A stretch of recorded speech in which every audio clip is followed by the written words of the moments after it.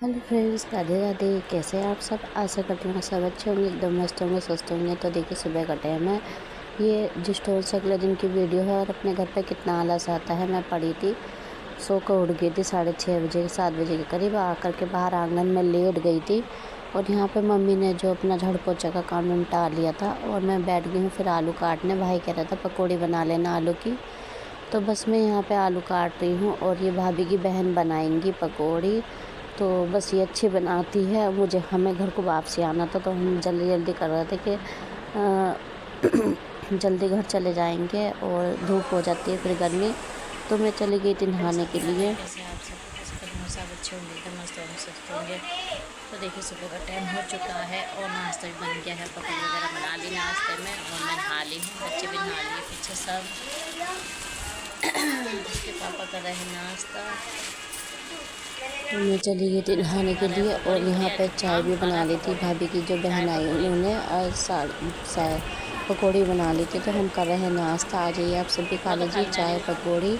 और उसके बाद हम सब ने नाश्ता कर लिया। तो उसके बाद हम चल दिए घर के लिए।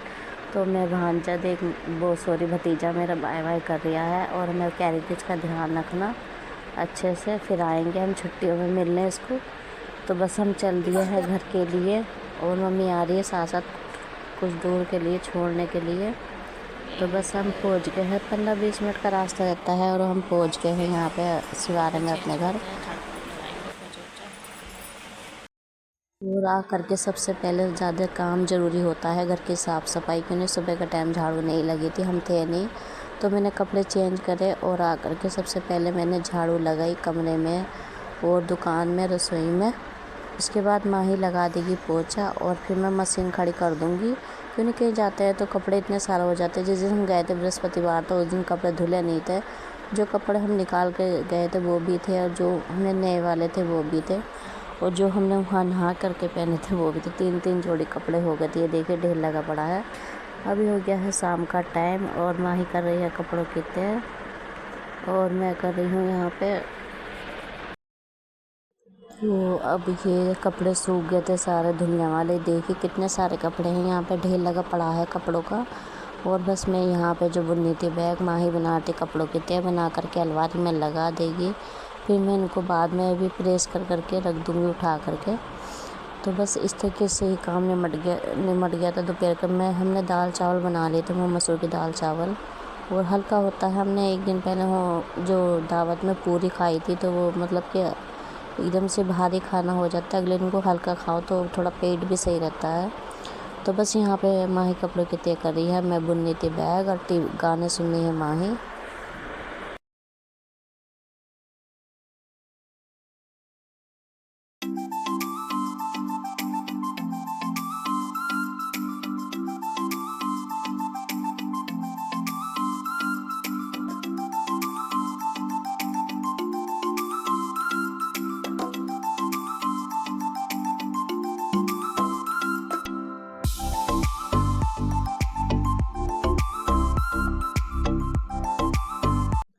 और अब मैं आ गई हूँ रसोई में। तो मैंने ये मसाले भून लिए थे, जो मेथी होती है और करेले के जो मसाले होते हैं सारे मैंने कढ़ाई में भून लिए थे।